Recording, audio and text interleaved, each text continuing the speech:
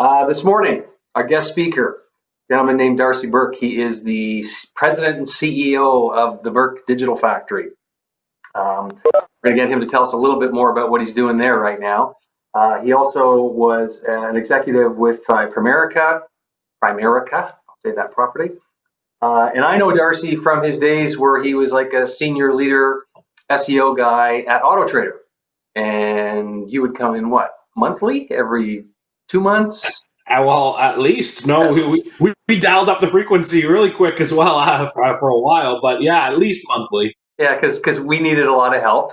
And so Darcy was involved in just kind of guiding and setting the course when it came to certainly our SEO and our SEM. And that's what he is. He's an expert in search engine optimization and search engine marketing. I think what about I know on those subjects will fit on the nail of your baby finger in terms of your capability. So welcome. Thanks for coming. And what I'd like to do is I'd like to throw it over to you. And if you want to tell us a bit about first what you're doing right now, what the Digital Factory is all about, and then we can maybe roll out and talk a bit more about some of your other experience. So it's all yours. Certainly, yeah. Thanks for having me, Keith. Yeah. So, what we do at Burk Digital Factory is our goal is to help small and medium businesses get more exposure and visibility online, and help them grow their businesses through digital channels. So whether that be Google or Facebook or Instagram, YouTube, LinkedIn, any of these organic, social, or paid channels, we're trying to get these businesses to gather more opportunity, more customers, and be able to grow their businesses through those channels. So working with anybody from with Burk Digital Factory, working with any small local business up to large e-commerce businesses and corporations. And then with Autotrader, at that time, I was doing a lot of the same thing, but focusing on the automotive industry, working with small dirt lot dealers all the way up to the largest dealer groups across Canada. So working with 20, 30 store rooftop groups. Again, trying to help them capture more sales opportunity through online channels like SEO or Google, Facebook, anything like that. Okay, cool. So this class is predominantly automotive students, so they're in the automotive program here at the Automotive Business School of Canada. Mhm.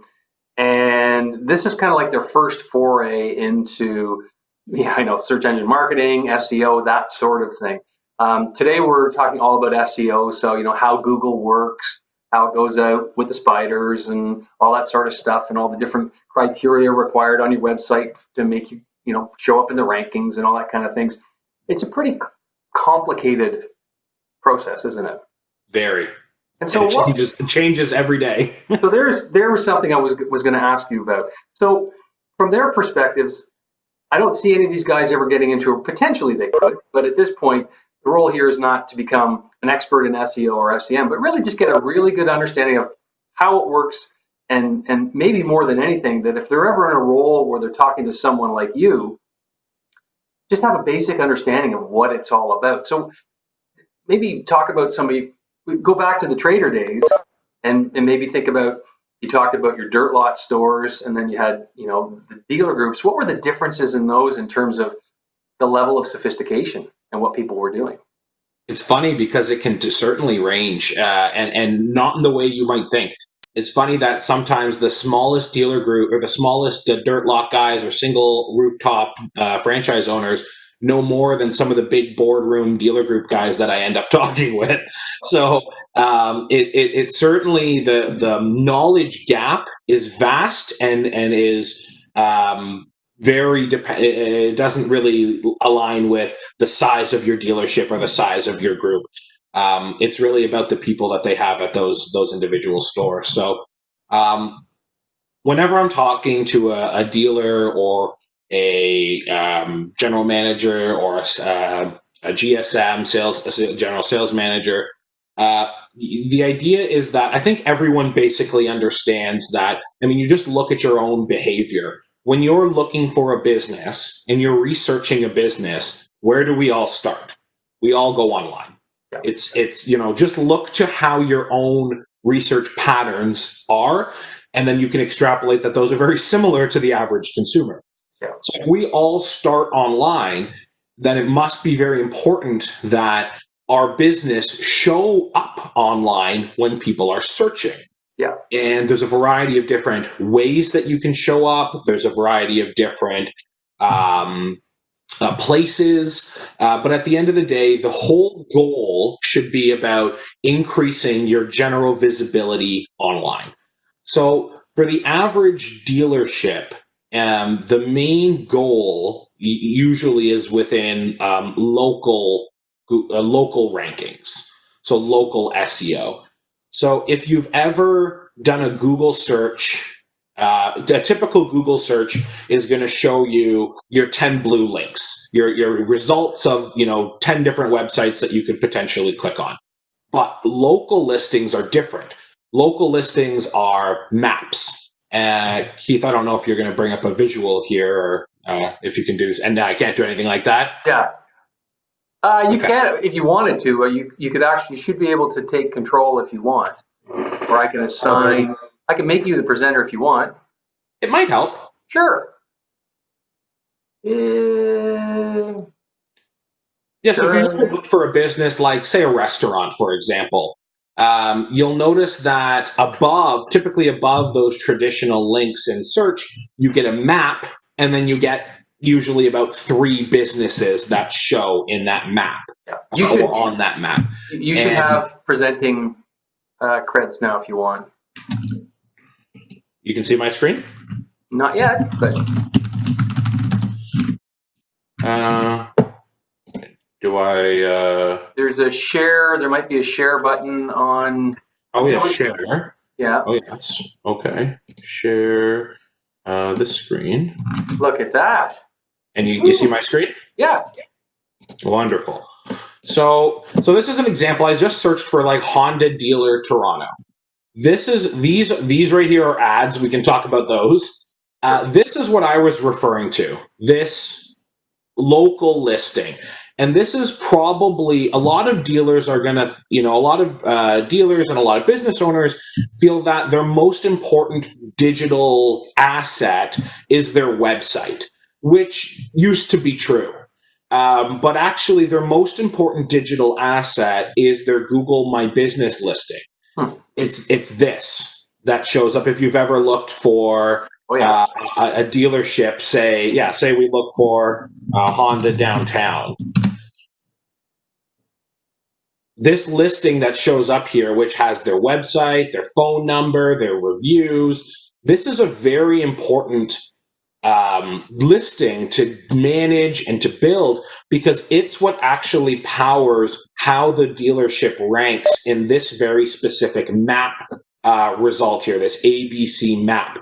Whereas everything down here, which you're probably used to seeing, are more traditional Google results. It's local businesses and dealerships that really need to focus on this spot specifically. And that's one of the best ways that a dealership can gain visibility in Google search is through the map pack. So with those local listings, do they have a greater click through on those versus people scrolling down the page, starting to look through the organic lists that are below? Substantially. Yeah. So Google's very good at determining when a search query, so I searched Honda dealer Toronto, when a search query has navigational intent, local intent, whereas they understand that this person searching for Honda dealer Toronto is likely looking for a business versus information about Honda. Whereas I searched for, say, Honda Civic, I'm going to be more presented your typical 10 blue links with some other information about Honda Civics, not really anything about dealerships here, because the search term Honda Civic is more geared towards an informational search, somebody looking for information, not a local business. So it's very important that dealers try to grow their visibility for these local intent type searches. Okay, makes sense. So other ways that they can grow their visibility. We talked about ads. I don't know, Keith, if you want to touch on ads at all today, or everything's focused on SEO. No. We've talked a bit about ads, but yeah, definitely talk about it because they're all kind of, from a consumer's perspective, they're all potentially one and the same. Yes, exactly. And so is it still that a lot of consumers don't necessarily notice that they're ads? Guaranteed. Yeah. Absolutely. It's a very common thought for a lot of business owners to think, hey, I don't click on those ads, therefore nobody else does. That's very far from the truth. Millions, billions of clicks every month on these ads happen all the time. They're a massive part of any dealership strategy. To, again, if you think back to trying to gain visibility online. So in order to gain visibility online, you need to dissect the different parts of what online means and then try to maximize the opportunity in those different parts. So we already talked about this map being one of the parts that you need to try and grow your visibility in. We've talked about these traditional results down here. Again, another opportunity to grow visibility.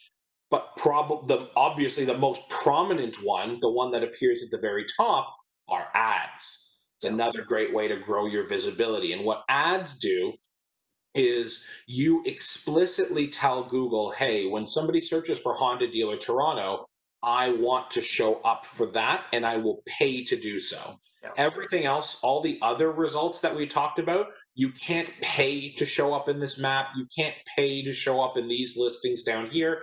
There's a variety of reasons why one might show up versus another. But for ads, you can won't show up 100% of the time, but you can, depending on your budget, show up 40% of the time, 60% of the time, 80% of the time for exact search terms that you prefer to show for, such as Honda Dealer Toronto. And those are ones that you bid on. Yes, every click of the ad will cost the business owner $3, $5, $6. It's an auction, essentially. They bid how much they're willing to pay for that click, and then they get charged that based off of the clicks that they receive on those ads. Cool. Okay. One thing we're talking about today is keywords and the importance of those, making sure that, from an SEO standpoint, they're clearly built into your site, that you have them all there. Anything you can tell us about that? Absolutely. Yeah. So we'll talk about it mostly from an organic and SEO standpoint, Keith. Yeah. Sure. So, Google's algorithm for how they decide who shows up in the map and who shows up in these results down here, it's very complex, very, very complex, a lot of components. If you boil it down to something very simple, keywords were the absolute only way, 10, 15 years ago, one of the best ways to show up for any search. If I'm searching for Honda Dealer Toronto, or if I'm searching for used Honda Civic near me, if those words are not on my website or my webpage, then I'm not going to show up. And the reason being is that Google is trying to match a search query with results that they believe match that customer intent, that user intent, looking based off of what they're looking for. And if you don't have those words, chances are Google's not going to deem you to be relevant, and therefore you won't show up. At a very basic level, Google has evolved far past that now, and they understand things like synonyms, or if I'm talking about 2020 Honda Civic, maybe I'm also interested in 2021, or they've evolved past what we call exact match keywords. So you don't have to have Honda Dealer Toronto exactly verbatim on your site to rank for that keyword. It certainly helps, but there are many other factors now that go into it to help you rank even higher. But at a general point, you should have the search terms you're trying to get traffic for and trying to rank for. You should have those on your page and on your site in general. Yes.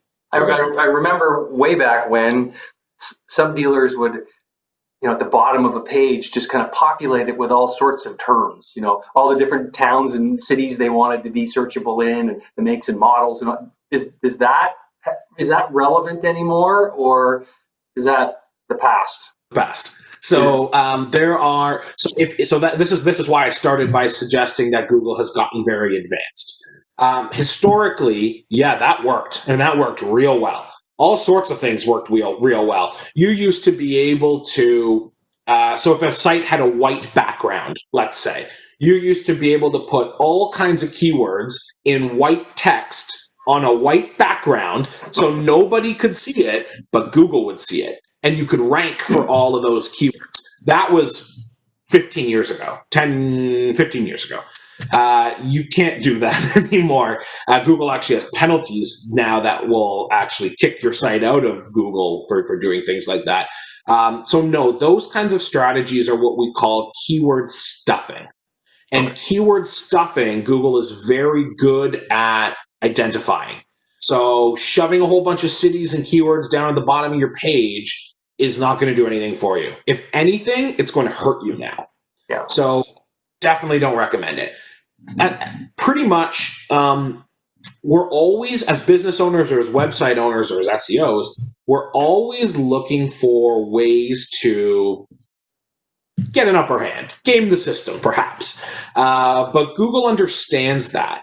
And they want to maintain the integrity of their search results and make sure that they're serving the highest quality content and not just content that somebody spammed to get a ranking. So they're very good at detecting those things and filtering them out. So at the end of the day, you really want to approach how you optimize your site less from a technical, how can I shoehorn keywords in here, and more about what's actually going to be helpful for the customer to land on my site and see this information.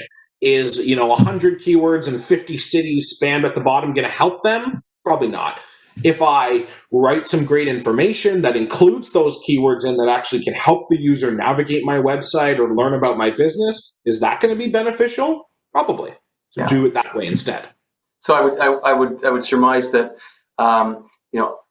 stepping back, looking at who your customer is and potentially where they are in the customer journey is what you would do to start to identify what keywords they'd be using for search.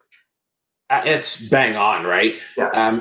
Because the automotive journey is such a complex journey for the average consumer. The number of steps that they go through online, in store, it's a lot. And so you want to be able to serve and provide different content for consumers at different steps in the funnel. Are they just trying to learn about which brand is right for them? Are they comparing multiple brands? Have they decided on a brand? Now they're looking at the features. Have they decided on the car they want? Now they want to know what business is right for me. Have they found the business and now they want to know, is financing or leasing better? The steps in that journey are so complex, and you want to make sure that you're, as a business owner, a website owner, as a dealer, you have content on your website that answers those questions at those different parts of the journey. So yes, certain keywords absolutely are indicators of where they're at in the journey.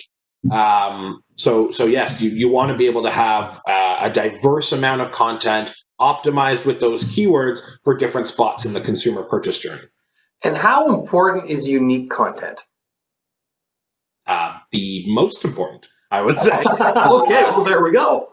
Yeah. So think of it this way. Let's say, and this is a very common problem that dealers face. So you've got a piece of inventory that's the exact same as the piece of inventory, like a new car, a dealer would have across the street. It's the same car.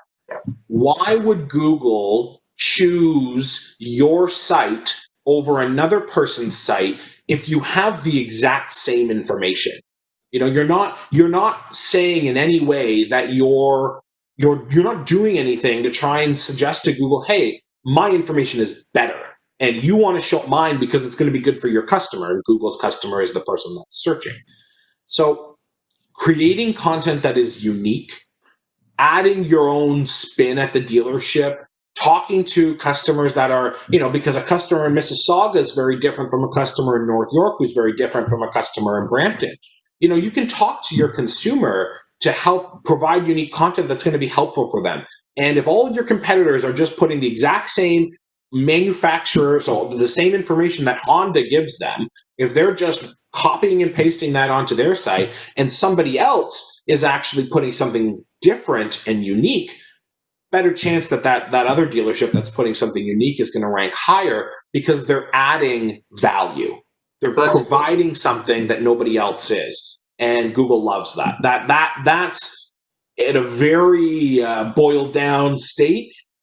Right, creating unique content that adds value that doesn't exist anywhere else, that's better than anything else, is how you're going to grow your visibility through organic and on Google. That's at a basic standpoint, that's the best way to do it.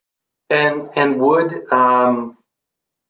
so thinking about the kind of content you could generate, I've always been a big fan of, the minute a piece of inventory comes in the store, somebody should just do a really quick walk around video, 20 seconds, walk around the car. Hey, just got this new in stock. Here's what it is. Spectacular. Maybe talk about one or two features, and that's it. Really simple.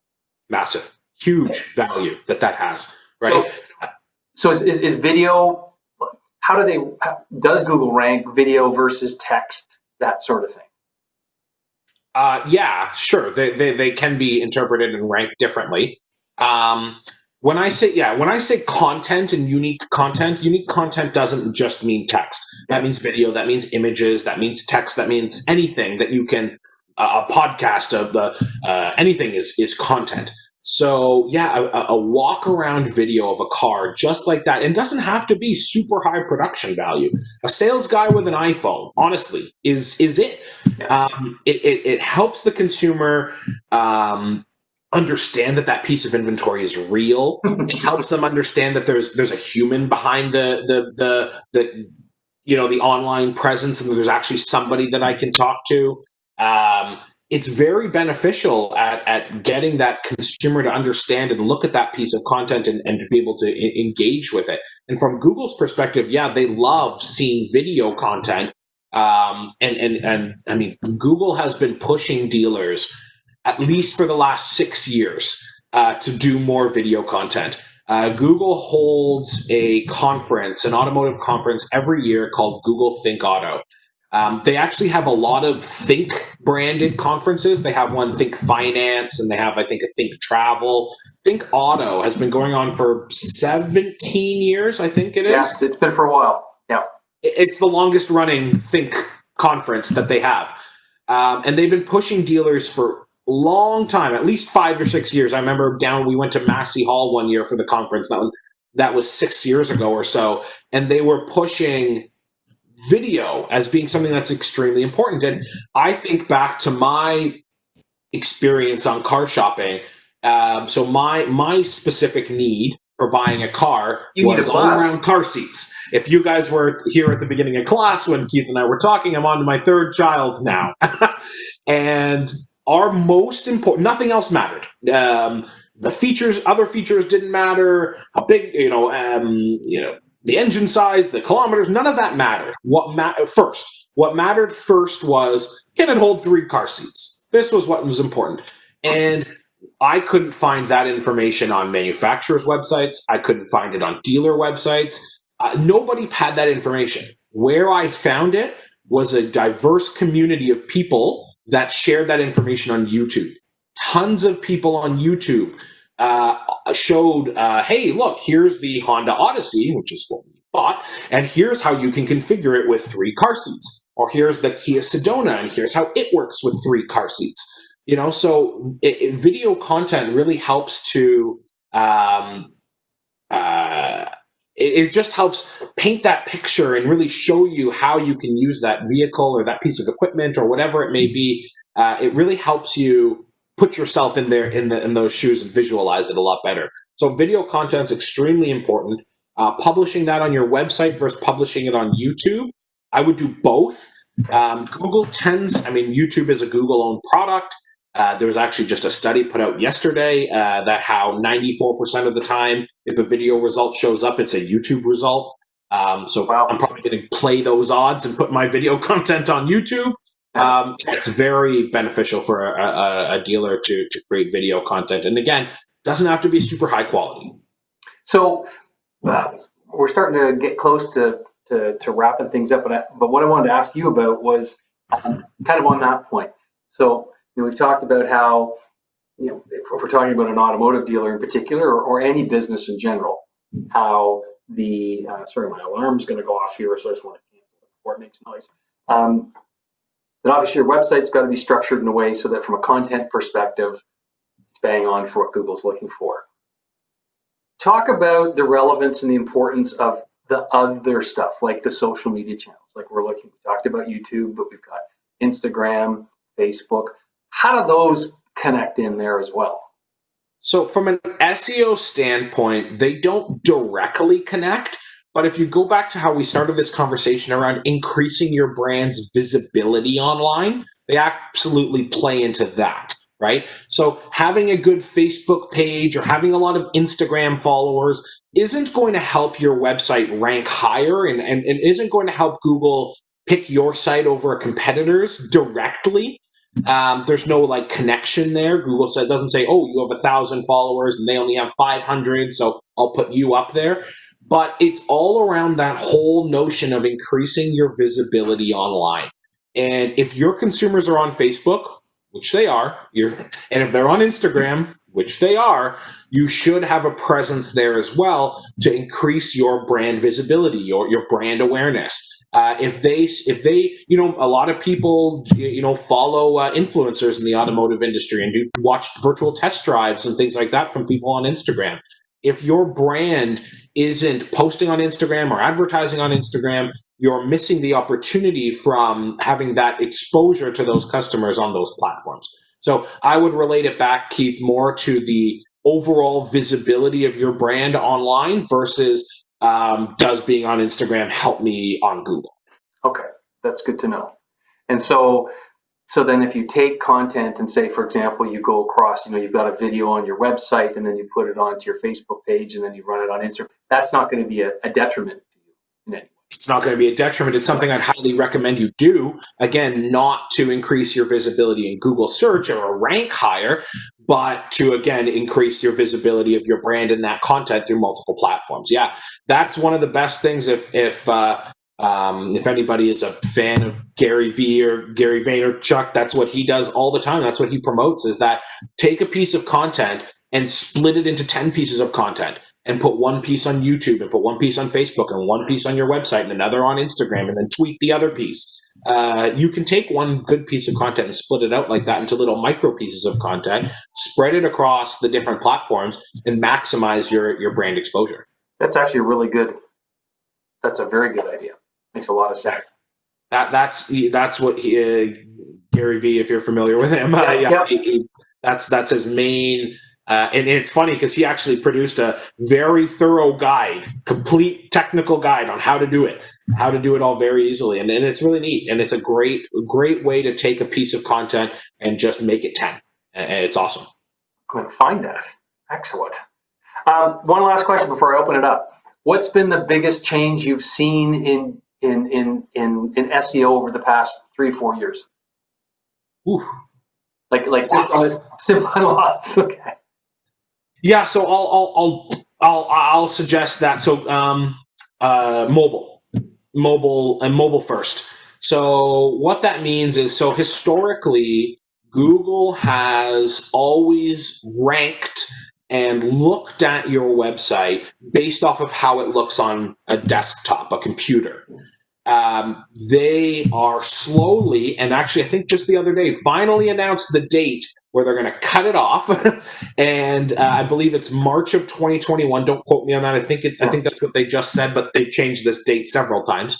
They're already doing this for many websites. That's just their final cutoff. they're looking at the majority of websites now and ranking them based on how they look off of a smartphone, off of a mobile device. And you can think about, the websites that you look at, they're very different how they look on a desktop computer, big screen, lots of real estate, lots of horizontal area, versus how you look at it on a phone, very small vertical space, very narrow horizontal space. And it's a much bigger challenge for website owners and car dealers to be able to show the information that Google wants and customers want in that very small screen real estate.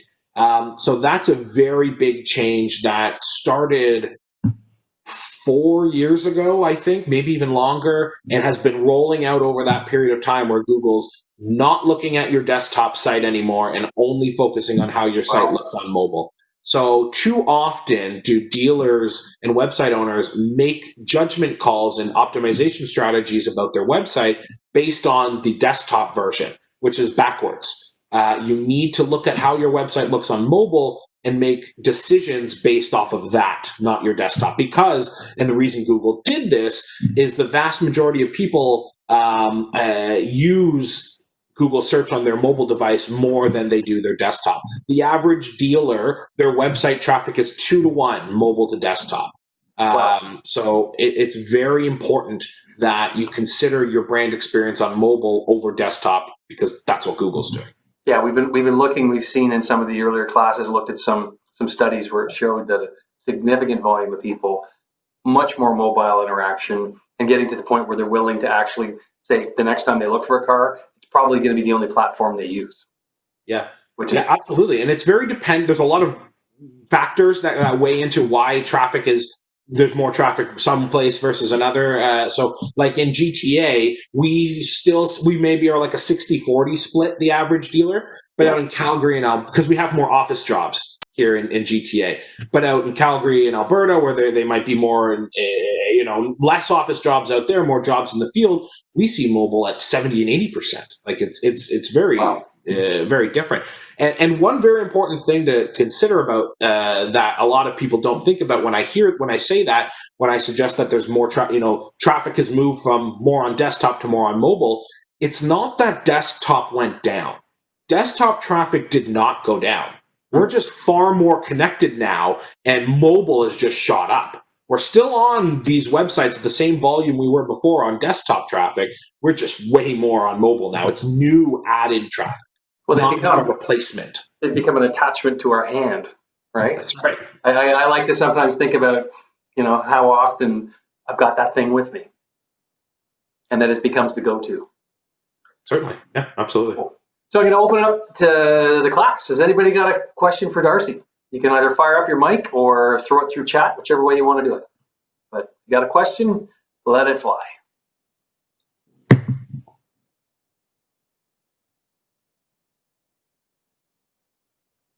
Okay, I'm not seeing anything in chat. No one likes to be the first one. I know. Well, I'm going to ask you the question, and the two that I always ask. And you can think about it actually as a consumer or somebody who's been in the business. So is the current vehicle that you have, will it take all those car seats, or do you need something new?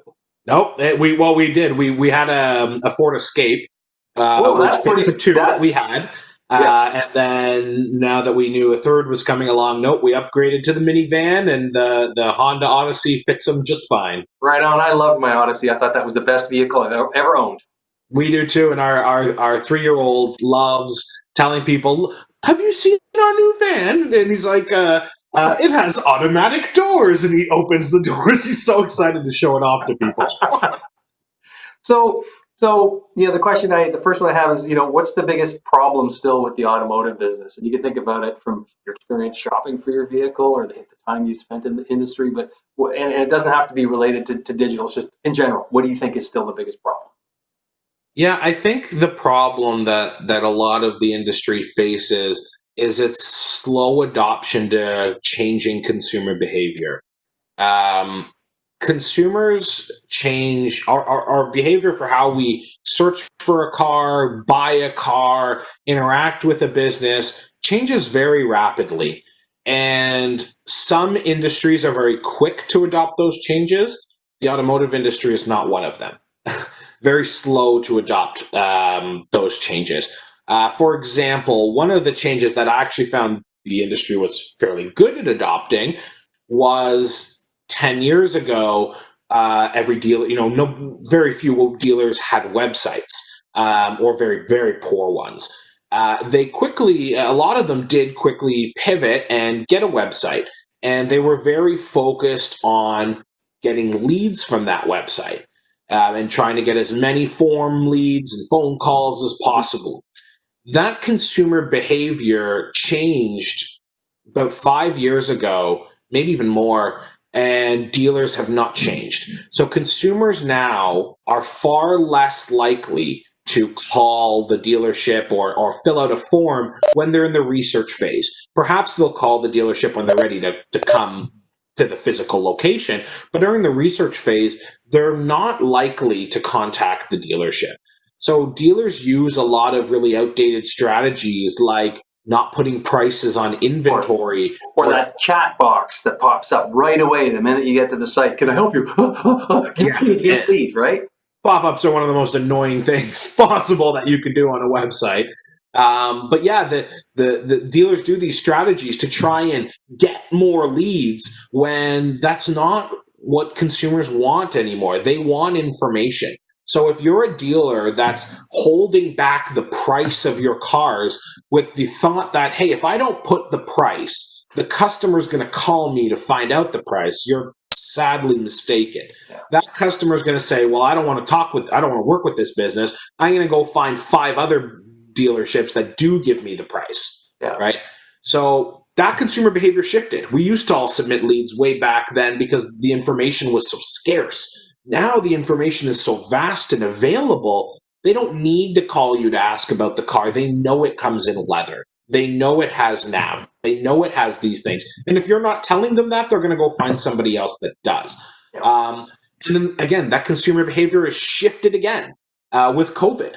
The more and more people want to do as much of the automotive transaction as possible online. They want to know what car I want. They want to know what promotions are available and what incentives apply to the car. They want to be able to see if they're approved for financing, all without ever going to the dealership. Some of them even buying the car. They want to be able to buy the car and have the dealer perhaps come to them for a test drive. Like all of these, there's so many other industries that are evolving and helping consumer expectation. Like if you think of, we get Uber or Skip the Dishes or any of these services that all come to us, and Amazon delivers a package in 24 hours. How come I still have to go spend 4 hours on a Saturday at a car dealership, wait the next day to get my car, maybe not be happy with that? It's a very poor process that the dealers need slow to evolve with consumer expectations. So I think that's the biggest problem is they're too slow to catch up with what consumers want, and then it creates a very negative experience for the customer. So then could I perhaps be correct in assuming that if I were to ask you the question, what's the biggest opportunity for the business, it would be to kind of get their act together and do what consumers want? Certainly, yeah, that would help. Yes, to be able to commit and have it from have your reconditioning guy to your salesperson to your GSM to your president all buy in on this notion of digital and not wait for leads to roll in and to be actively we find when you go back to your example of the sales guy going around with shooting a video of your car. I found that at some dealerships, the sales guy that does that, he's the one everyone asks for. Oh, I want to talk to Joe. Joe's, he made this video and everyone's always asking to talk to Joe, the sales guy that takes all the videos. If they embrace that digital platform and evolve with consumer expectation, then they're going to be the ones that are going to win. And what Google suggests is a very important thing that both OEMs and dealers need to evolve and do pretty quickly is better utilize their data. And this is pretty common across many industries.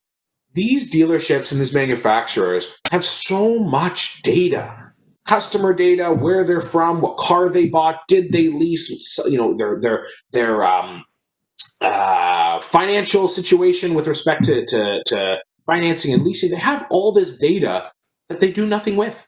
They do nothing with it. And much of it is captured very improperly or poorly via CRMs. So if they can nail that process, capture that data, and then use it to advertise, to better their business, whatever it may be, they're going to be the ones that are going to win in the next several years. Because Google told in the last Think Auto conference, Google told OEMs that you need to stop thinking as yourself as a car company and start thinking of yourself as a data company. And you need to start being a data provider and provide that information to your dealerships, as that's how you're going to win long term. It's so true. It's like any business right now. You have that data, you have that interaction. There's no excuse why you can't understand,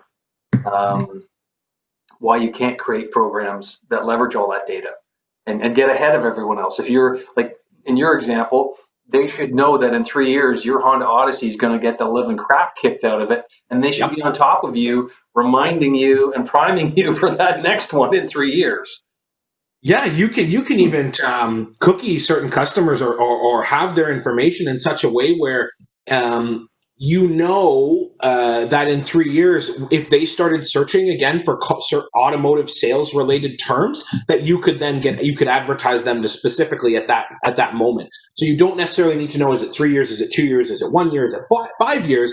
You just know you can set it up so that if your past customer is now searching again for sales related terms, that you're the one that advertises to them prominently, and you can bid up for that and do all sorts of things. Yeah. So being able to utilize that data for upsell, cross-sell, resell opportunities is massive, and very few dealers do it. Very few OEMs do it. Exactly. A couple questions did roll in. One from Edward. How competitive is the digital market for employment? As in, I think just finding about like actually, are there a lot of jobs right now? I think in the field. I think that's maybe where Edward was coming from. In like an SEO, digital marketing type field? Yeah. I'd say there's plenty of opportunity. It's very much in demand right now. To be able to help a business get more traffic online is massively in demand. And again, if you were here at the start of the conversation when we were talking about COVID, it's massively more in demand now than it ever has been, as many businesses are realizing they need to pivot to that kind of a strategy. That's why Shopify has become the #1 company in Canada, is because all of these retail businesses that kick the can down the road for, I'll get an e-commerce website one of these days, realize they need it yesterday. So the opportunity to have a role in this industry, in the digital marketing industry, there's plenty of opportunity. So if somebody wanted to look a little bit further into that, any thoughts on, I use a lot of Google videos in my courses to kind of just explain how things work. Is there any place in particular you'd say, hey, here's a good place to go that's got a lot of information and a knowledge kind of center that they could go to if they were interested in maybe branching out further? Yeah, well, I was going to actually answer that in respect to automotive, but I can do both, perhaps. Google publishes, and Google's focus on the automotive industry is very dialed in. Google spends a lot of time understanding the automotive consumer journey and understanding all sorts of pieces of how consumers are online with respect to searching for cars. So that I think that it's Think with Google /auto or something like that. Think. I'll look it up. Yeah. So Google has tons and tons of information about the automotive industry with respect to digital marketing and SEO. In general, places like, the Think With parts of Google, they publish a lot of information about how to understand Google search better. One of the best ways that you can do well in the SEO or Google Ads or that kind of marketing industry, absolutely, you want to go back and research what how we got here and what are the things that are important that worked 10 years ago, 5 years ago, and now. But the best way to be successful is to stay on the pulse of what's changing. Because things change all the time. Google says, okay, you can do X now to get more visibility, or this thing that used to work before doesn't work anymore. And they're much more transparent about those things now more than they've ever been. They have several people that are, I think they're search liaisons. Their names are web search advocates. Like they're community facing individuals that help try to shed light on what Google's doing, what's changing, and how you can optimize for it. So one of the best ways, yes, learn about everything that's got us to this point, but stay on top of what's changing. And you can do that by following blogs like Search Engine Land, SEO, Search Engine Roundtable, Moz, which is MOZ, a lot of good blogs. And I know Twitter is not massively popular in Canada, but it is in the US. Yeah. And a lot of SEOs are on Twitter and share a lot of great information on Twitter. Cool. So that's another place to keep up with as well. Very cool. Spectacular. Wow.